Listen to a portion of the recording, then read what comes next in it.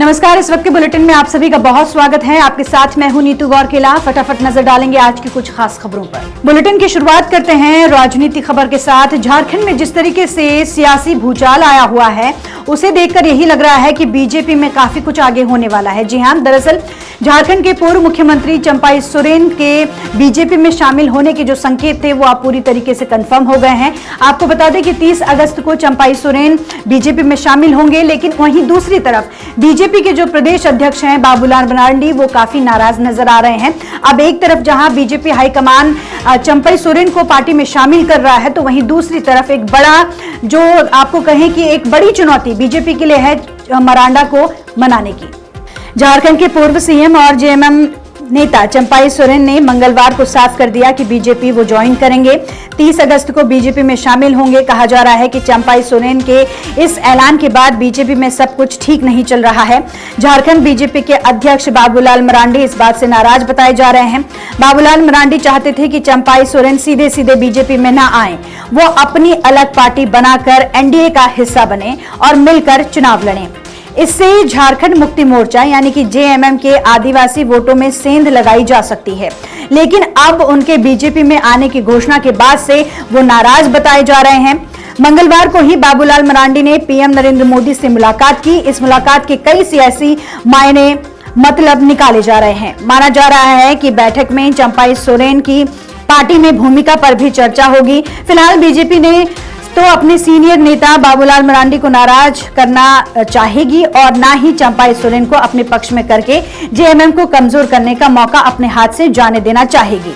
बढ़ते आगे, कोलकाता डॉक्टर का रेप और मर्डर केस में अब बवाल मचा हुआ है। आपको बता दें कि कोलकाता में छात्रों का उग्र प्रदर्शन देखने को मिला। मंगलवार को तमाम जो छात्र संगठन थे वो सड़कों पर उतर आए और इसके बाद से यहाँ पर सुरक्षा भी काफी रखी गई थी। तमाम जो पुलिस फोर्स है वो तैनात थी, लेकिन जिस तरह से ये प्रदर्शन आगे बढ़ रहा था, छात्र जो उग्र हो रहे थे, पुलिस ने लाठीचार्ज किया और आंसू गैस के गोले भी बरसाए। अब इस घटना के बाद से लगातार सवाल ममता बनर्जी जो कि मुख्यमंत्री हैं बंगाल की, उन पर उठाए जा रहे हैं। इसी को लेकर बीजेपी ने आज बंगाल बंद का ऐलान किया है। ट्रेनी डॉक्टर के रेप मर्डर केस में पश्चिम बंगाल की सीएम ममता बनर्जी के इस्तीफे की मांग को लेकर छात्रों ने ये मार्च निकाला। इस दौरान हावड़ा से लगे संतारागाछी में बैरिकेडिंग तोड़ दी गई। पुलिस ने लाठीचार्ज किया, आंसू गैस के गोले छोड़े और वाटर कैनन चलाई। कई छात्रों को हिरासत में लिया गया। छात्रों को हिरासत में लेने के खिलाफ बीजेपी ने बुधवार यानी कि 28 अगस्त को 12 घंटे का बंगाल बंद बुलाया है। हालांकि ममता सरकार ने इसकी इजाजत नहीं दी है। प्रदर्शनकारियों ने मार्च को नबन्ना अभियान नाम दिया था। नबन्ना पश्चिम बंगाल सरकार का अस्थायी सचिवालय है, जहां मुख्यमंत्री, मंत्री और अफसर बैठते हैं। राइटर्स बिल्डिंग्स स्थित सचिवालय का अभी रेनोवेशन चल रहा है। नबन्ना के पास बीएनएस की धारा 163 लगा दी गई है। यहाँ एक साथ 5 से ज्यादा लोग इकट्ठा नहीं हो सकते। वहीं जिस तरीके से आज की बंगाल की जो तस्वीरें हैं वो सामने आ रही हैं, जिसमें देखा जा रहा है कि पूरा सन्नाटा पसरा हुआ है। जो सरकारी बसें हैं, जो ड्राइवर गाड़ी बसें चलाते हैं, उनको सरकार की तरफ से सुरक्षा के लिहाज से हेलमेट दिए गए हैं। वो हेलमेट पहनकर बसों में बैठ रहे हैं और उसके बाद सड़कों पर उतर रहे हैं। आज तो बंद है, इसीलिए हेलमेट डिपार्टमेंट दिया। अच्छा, क्यों डर लग रहा है कि आप लोगों को? थोड़ा से तो डर लगेगा, हम लोग तो ड्यूटी करना पूरा कराना। अच्छा, आज जो गाड़ी निकाले हैं, कितना आतंक में है आप लोग? अब ये नोटिस दिया हम लोग सुबह में, जो हम लोग को पूरा ड्यूटी करना पड़ेगा। और समस्त गाड़ी दिया।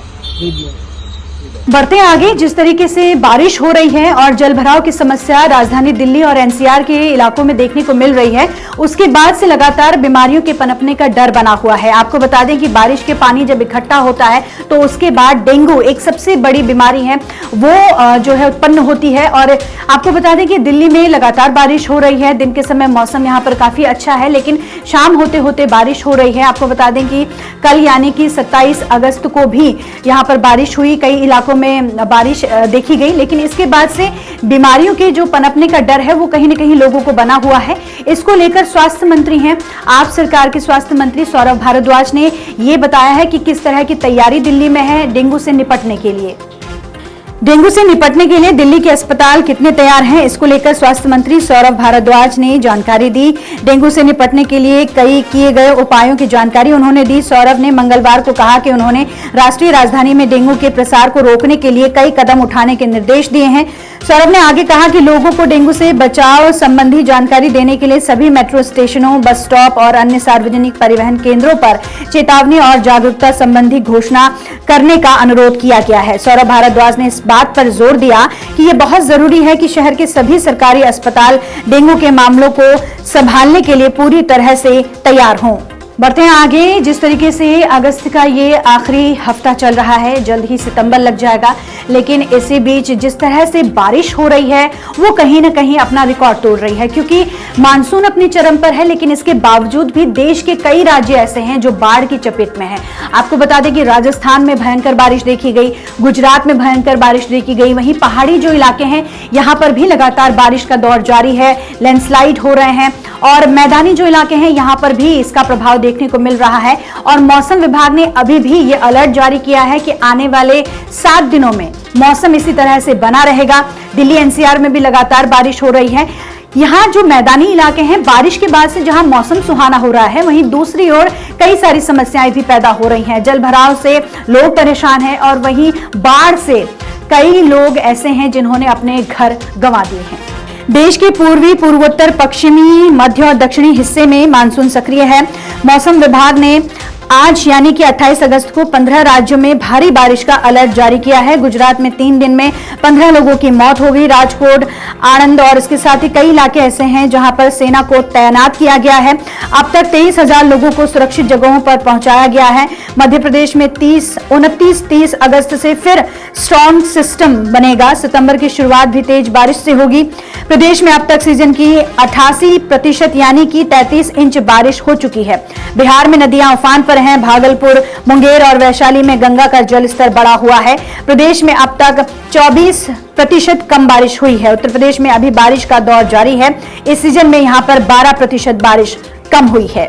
ये थी आज की वो अहम खबरें जिन पर पूरे दिन भर हमारी नजर बनी रहेगी और इन खबरों से जुड़ी हुई अपडेट आप तक पहुंचती रहेगी।